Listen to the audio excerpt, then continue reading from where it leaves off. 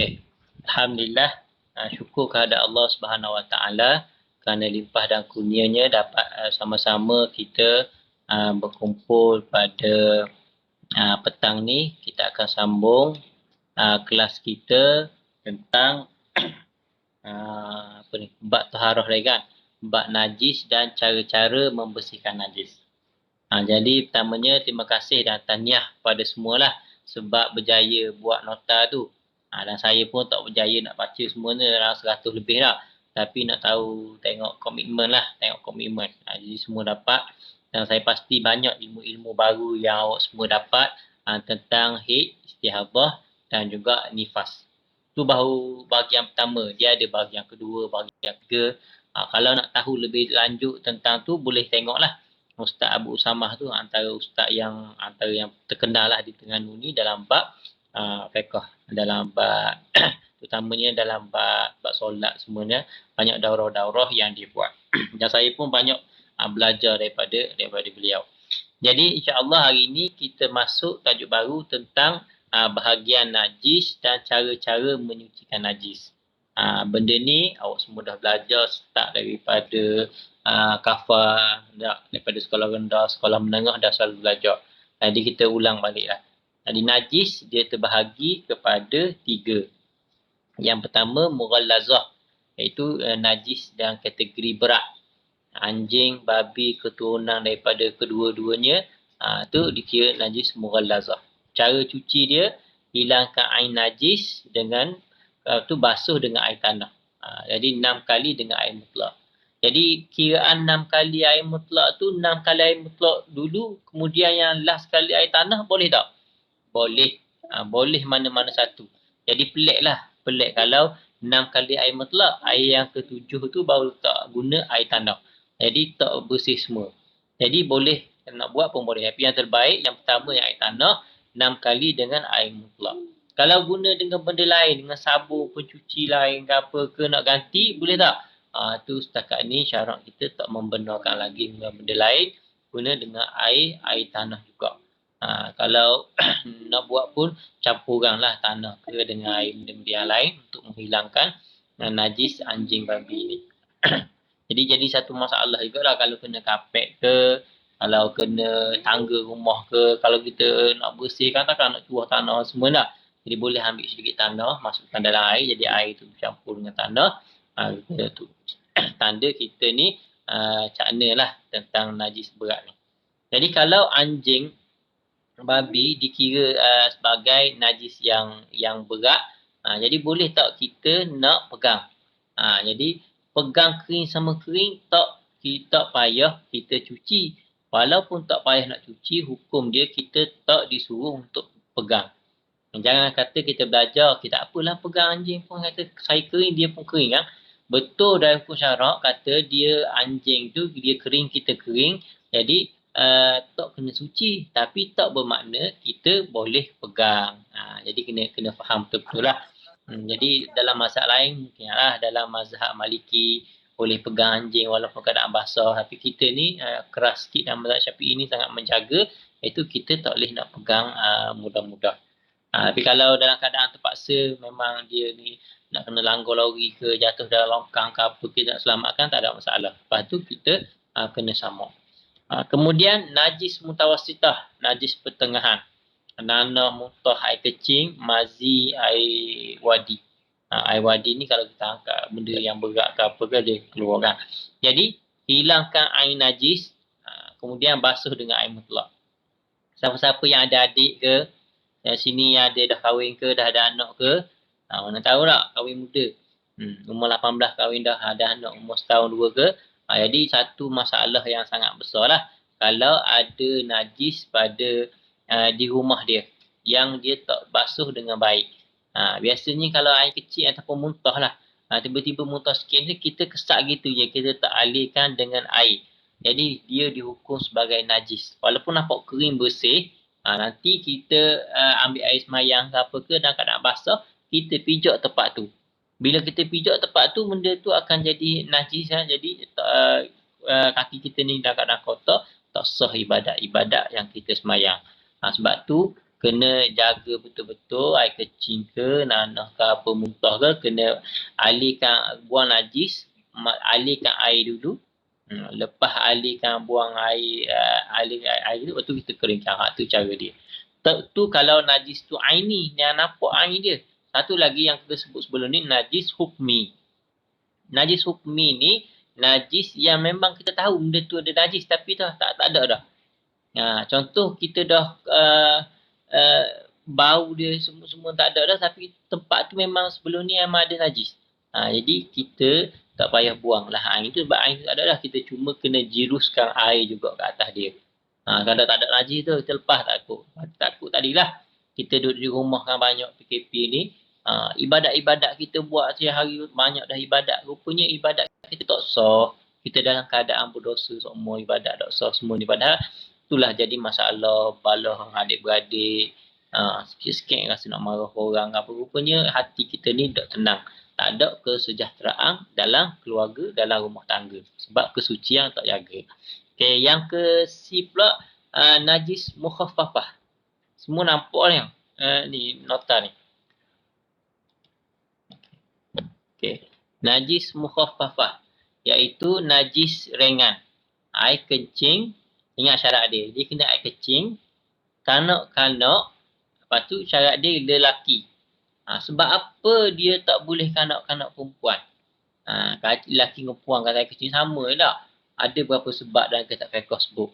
Yang pertama, dia kata sebab orang dulu memang dia suka kendong, dia suka dukung budak lelaki. Bila suka dukung budak lelaki, kalau air kecing tu kena pada baju ni, mudah sangat kena air kecing dia pada orang. Jadi nak basuh tu susah. Air kan payah kan negara Arab semula. Jadi cukup dengan renji gitulah. Tu sebab orang puang orang tak dukung mana. Tak tahu, Allah alam lah, tu antara hikmah yang orang dulu sebut. Yang kedua, sebab ada beza antara air kecing budak lelaki dengan air kecing budak perempuan. Budak lelaki ni dak bau mana? Perempuan, wallahu alam. Tengoklah air kecing adik awak tu, lelaki kat perempuan awak lebih kuat bau dia. Yang kedua, belum capai usia 2 tahun. Air kecing kanak-kanak lelaki belum capai usia 2 tahun, belum makan sesuatu kecuali susu sahaja. Biasa kita dengar, kita belajar dulu susu ibunya sahaja. Biasa sebut gitu lah. Ini detail sikit, susu sahaja. Mungkin dia tak makan susu, tak minum susu ibu dia. Dia minum susu kambing. Susu kambing sahaja, tak ada campuran dengan kambing, campuran lain. Memang betul-betul dia ambil baby tu letak kat kambing, isap daripada kambing direct, ataupun purah-purah dalam bekas minum susu sahaja. Ni ramai orang keliru, dan dalam kitab fiqh memang dia sebut minum susu sahaja, tak semestinya susu ibu dia. Jadi susu yang tak ada campuran formula apa-apa. Cara dia renjiskan air mutlak. Air kecil banyak, renjis air mutlak. Bila air mutlak capai kecil, macam ambil syarat je lah. Tu jadi bersih.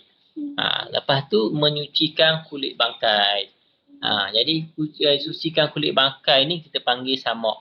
Yang anjing tadi tu kita tak panggil samak, tu kita panggil sertu. Jadi cara nak samak, kita buang segala lendir yang ada kat kulit tu kan, ada daging-daging yang lebih tu kita buang. Nak buang suruh hilang bau, mestilah guna benda yang keras, benda yang panas tajam. Orang dulu dia guna kapur. Ataupun kalau tak ada kapur, dia guna lobby. Kalau tak ada kapur, mereka akan guna taik burung merpati. Jadi dibolehkan guna benda najis sekalipun untuk hilangkan benda lendir tu. Lepas daripada tu ambil air semua ni, bersihkan balik, boleh. Hatta nak guna taik babi. Bahaya nak guna taik babi, boleh tak? Dibolehkan. Lepas tu kena samuk balik. Boleh guna najis untuk menyamuk ni. Jadi supaya bila hilang segala belakang tu, dia akan tak bau dan tak rosak. Jadi dalam hadis disebut apabila kulit telah disamak maka telah suci. Ada najis tapi dia dimaafkan. Ni ada ramai juga. Saya respect lah grup ni, grup ibadah ni, Puspa ni selalu tanya soalan-soalan fiqh. Banyak soalan-soalan yang hantar ke Telegram saya sebenarnya. Ada yang saya jawab, ada yang kata saya jawab dalam kelas. Antara soalannya dikata darah pada daging. Ataupun ni yang ketiga ni kan. Yang kata darah pada daging ataupun darah pada ayam ke apa ke. Memang kita ni darah tak boleh tak boleh. Cuma yang dimaafkan hanya dua, itu al-kabidu wattihal, iaitu hati dan juga limpa. Darah tu je boleh makan. Darah lain tak boleh. Jadi darah pada daging tu kita boleh makan pula. Jadi dimaafkan. Kita dah basuh daging semua dah. Kalau kita kerak, ada lagi daging tu. Jadi kalau kita ada daging, maksudnya kita daging sepakar besar, kita nak masak daging yang ada darah kat dalam tu kan, dimaafkan. Buat kenduri ke apa ke, ada daging tak. Jadi daging tu jadi mani kan, antara sebabnya sebab darah tu lah kata kita tak. Tapi dimaafkan sebab dia duduk di dalam dalam daging. Jadi masalahnya dimaafkan untuk makan. Tapi kuah tu kena pada baju kita, dia jadi najis. Bila jadi najis, kita bawa semayang tak sah. Itu pandangan yang kuat dalam mazhab kita, mazhab Syafi'i. Tapi ada satu lagi pandangan, dia kata dimaafkan juga kalau kena pada pakaian kuah dia. Tapi yang terlebih baik, dimaafkan tu kalau sikit, kalau banyak sangat atau habis separuh baju semua dah. Jadi kita tukarlah baju lain. Kita ambil jalan pertengahan bila ada khilaf. Ada yang kata najis juga baju, ada kata tak najis. Maksudnya kita basuh betul-betul ataupun kita buang pakai baju lain.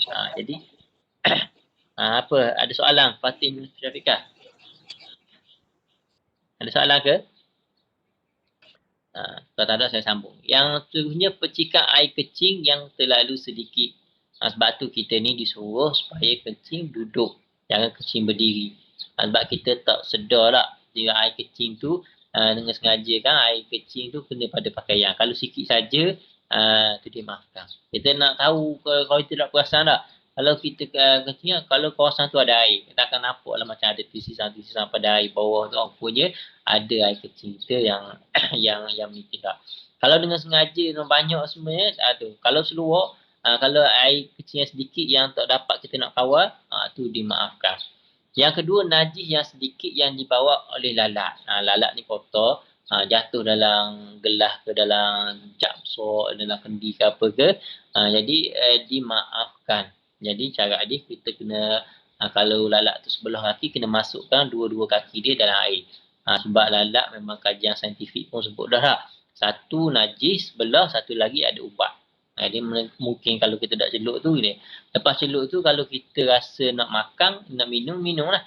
Kalau kita rasa tak tergamuk nak minum, kita buang lalat tu, kita simpan je tu. Jangan buang orang lain. Biarlah orang lain minum tak. Benda tu dibolehkan. Nak buang tu air tu dilarang lah sebab satu pembaziran.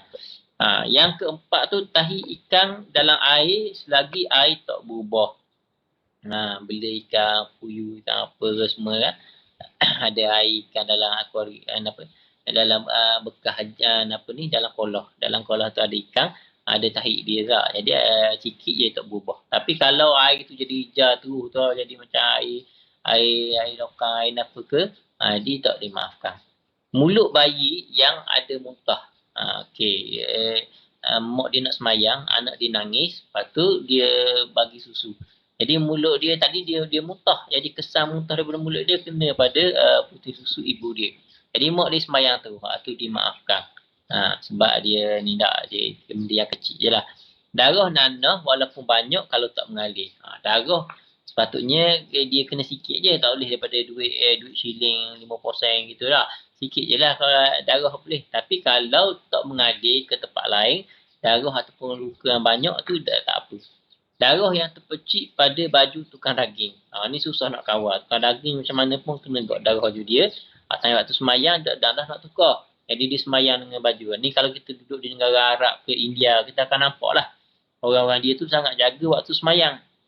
Bila tanya Zuhur, orang bang, terus hapus jadah tepi kedai, terus semayang. Dengan keadaan pakai baju yang penuh dengan darah, bekas sembelih semua lah. Tu mungkin di mazhab lain ataupun mungkin di mazhab Syafi'i. Tapi dia pegang yang dia dimaafkan sebab dia kerja dia. Okey. Tahi binatang yang terkena biji-biji. Kemudian bangkai haiwan yang tak mengalir darah dia. Atau tiada darah apabila terjatuh ke dalam cairan lalat. Okey. Lalat ke, semut ke apa ke. Ya benda yang tak mengalir darah, jatuh dalam air apa ke. Dengan syarat dia terjatuh. Bukan dia masuk dengan sendiri. Yang ni yang biasa kita tengok orang buat air kan. buat air letak gula. Jadi kita kena hati-hatilah. Kita letak gula tu atau kita letak sendiri dalam gula tu ada semut kan, kita masukkan dengan sendiri. Jadi kita kena hati-hati, tak boleh buat. Seterusnya hadas. Hadas ni orang semua ni dengar jelas ataupun faham lah ni. Komen sikit kat chatting tu. Kalau ada soalan ke apa ke, biasa nampak ada dia punya respon lah. Kadang-kadang sedar saya cakap seorang je. Okey, hadas pula. Hadas ni adalah suatu yang berlaku maksud dia. Hadas lah, peristiwa dari sudut bahasa.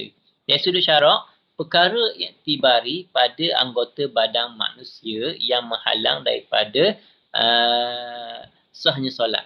Terima kasih. Gambar je lah tu. Saya daripada pukul 2 tadi saya baru pergi kedai beli beli webcam baru. Nampak macam jelas sikit lah. Kalau tidak, susah lah. Okey. Perkara iktibari. Apa maksud perkara iktibari? Ni biasa kalau awak belajar dengan Ustaz Sufian itu, belajar tak sifat 20? Wujud, kidam, bakak, belajar tak?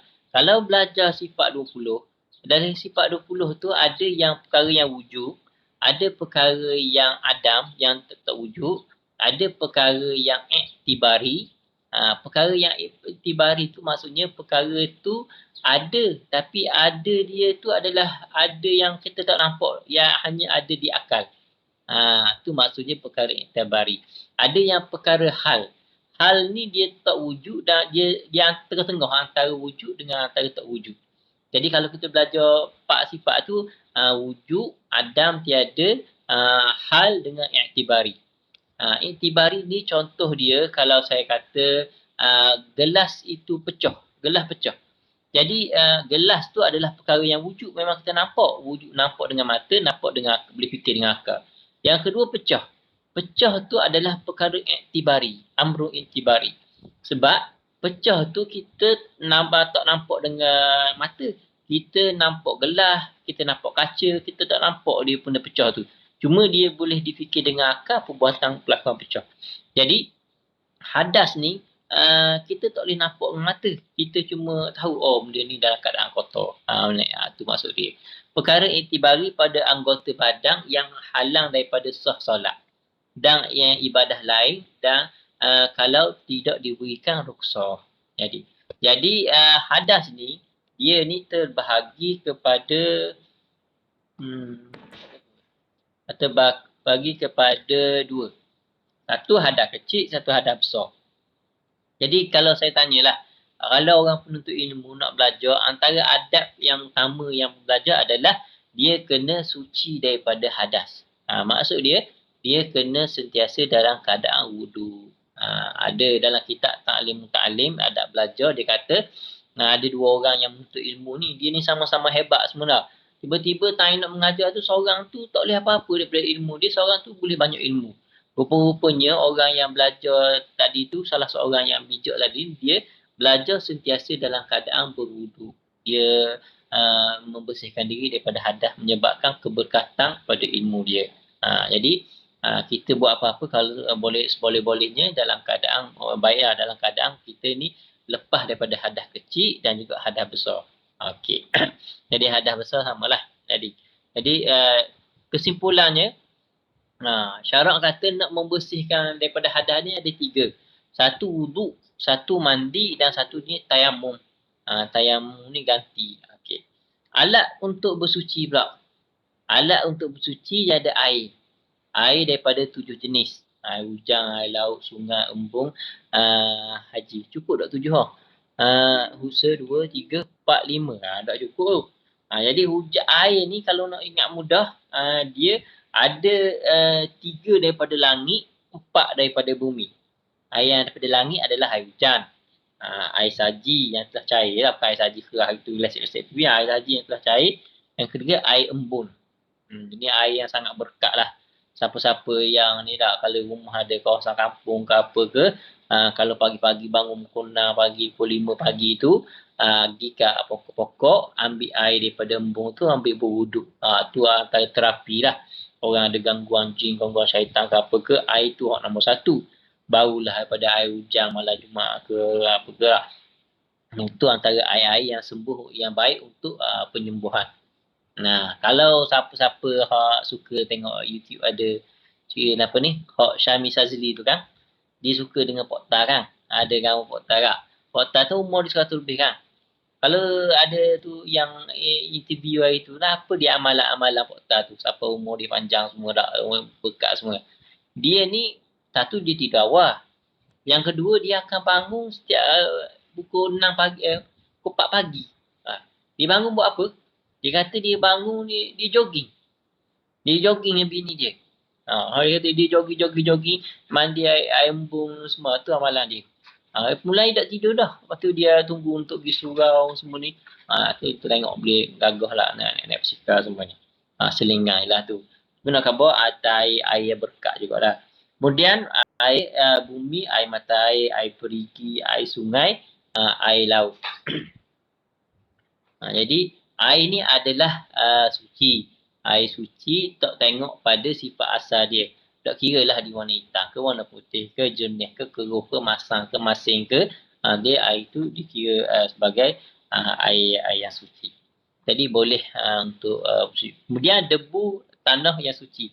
Syarat kita mazhab Syafi'i ni kena debu tanah. Dia tak boleh kalau kata kalau kita nak mudah-mudah nak bersuci kan kita tepek tangan kita ke dinding, lepas tu ada debu-debu kat dinding itu kita tepek muka. Tu mazhab Syafi'i kita tak benar. Dia kena debu tanah.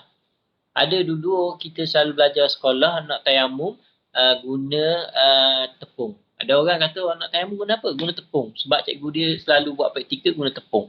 Dan sekarang ni di kedai-kedai orang buat haji kan ada dia dah jual debu tanah. Dia macam serbuk debu tanah dah. Boleh beli, boleh tengok. Kalau dalam kelas boleh saya tunjuk lah. Tayamum ni benda yang cukup besar sebenarnya. Yang ramai orang tak faham. Yang orang faham adalah tayamum kalau tak ada air. Itu mudah. Tayamum ketika sakit patah tangan, patah kaki, hak tu yang ramai tak pandai. Terutamanya patah kaki. Tayamum patah kaki, lepas tu nak tayamum nak bersih muka dengan tangan saja. Macam mana? Kaki tak boleh tak tubuh. Dia ada cara dia. Cara dia memula ambil air dulu, lepas ambil air tak boleh basuh kaki. Ada ataupun tangan dulu. Kalau tangan dengan kaki, lepas tu berapa kali tayamum. Tu detail kena belajar khusus, kena tunjuk praktikal. Okey. Seterusnya, sesuatu yang sifat keras, suci, kesat seperti batu, kayu seumpamanya. Itu air tanah, bahan untuk samuk seperti kapur baru, tawah juga. Okey, 5 benda alat-alat yang dia gunakan untuk bersuci. Yang tak boleh apa dia? Tak boleh guna batu, guna benda-benda apa?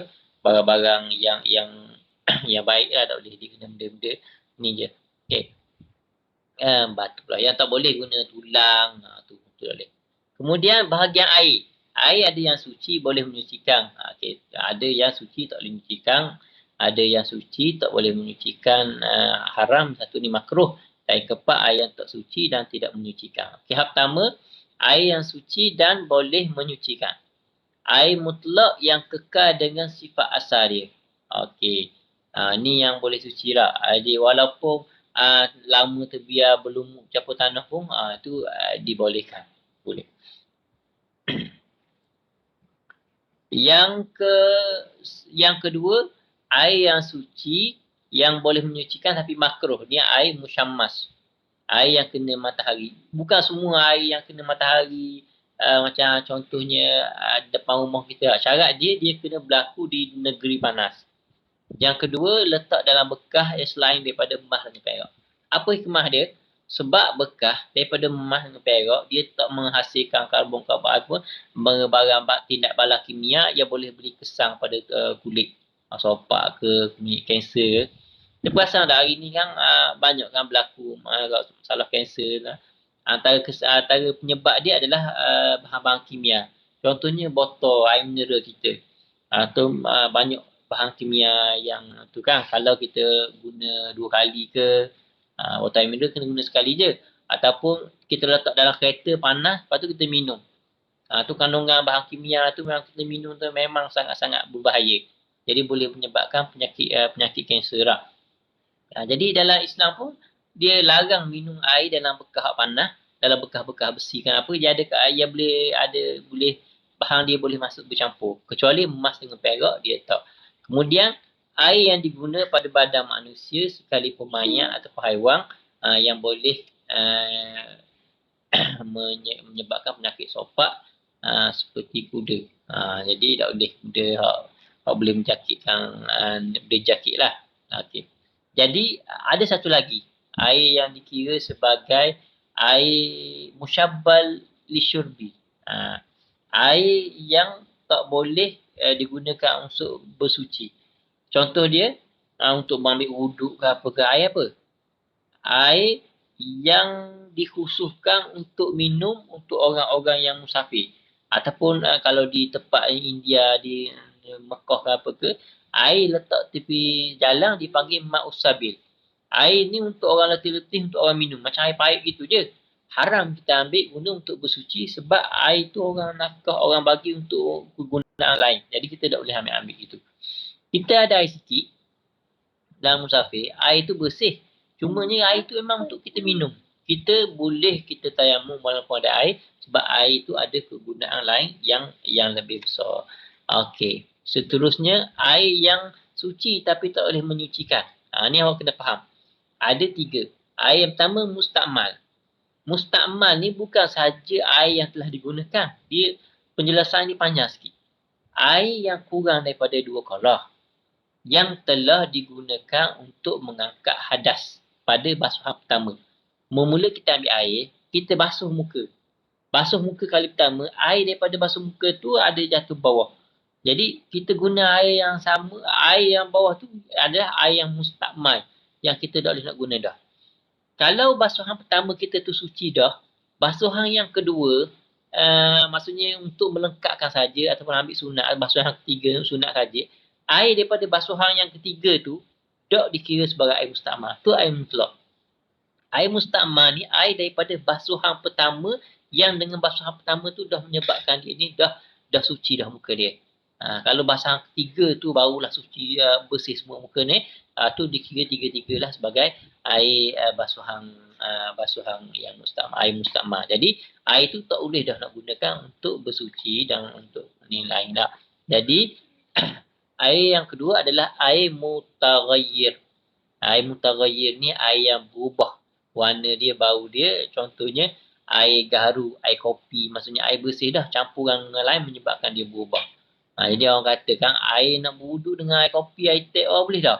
Air kan suci, betul suci, tapi dia dikira sebagai tak menyucikan sebab dikira air mutaghayyir.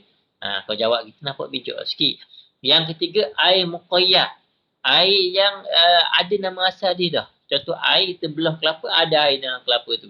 Air muqayyad, air tebu ke apa ke, tu tak dibolehkan untuk bersuci.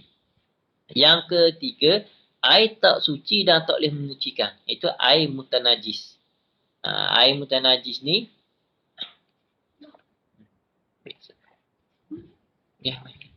okay, air yang seterusnya, air yang tak suci, air mutanajis bila masuk najis ke dalam air dan sukatan dia tak sampai 2 kolah. Okay, 2 kolah penting semua kalau orang ingat ukuran 2 kolah ni. Yang pertama satu gitu. Yang kedua, kalau air tu lebih 2 kolah, najis tu masuk dan najis tu boleh menyebabkan berubah pada warna air tu dikira mutanajis juga. Jadi ada 2 sebab lah. Yang pertama, air yang banyak, air yang sikit masuk benda najis, tu jadi tak boleh bersuci.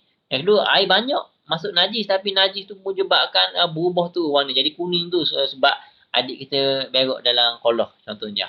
Berubah tu. Yang tu tak dikira mutanajis. Okey, ukuran orang azan tapi apa sambung boleh je. Okey, ukuran air 2 kolah ni macam mana? Kalau ikut saintifik ikut ukuran semasa 60 cm kali 60 cm kali 60 cm. Lebar, panjang, tinggi 60 cm. Kalau ikut ukuran detail lagi 216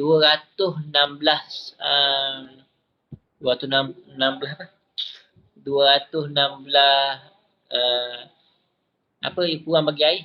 Bukan kilo. Apa? 216 lah ukuran dia. Liter. 216 liter kandungan air tu. Jadi kalau air mineral sebotol tu 1.5 liter, okey lah berapa air mineral botol. Jadi tak besar sangat lah kurang kita kata qolah. Qolah tu dikira qolah Baghdad.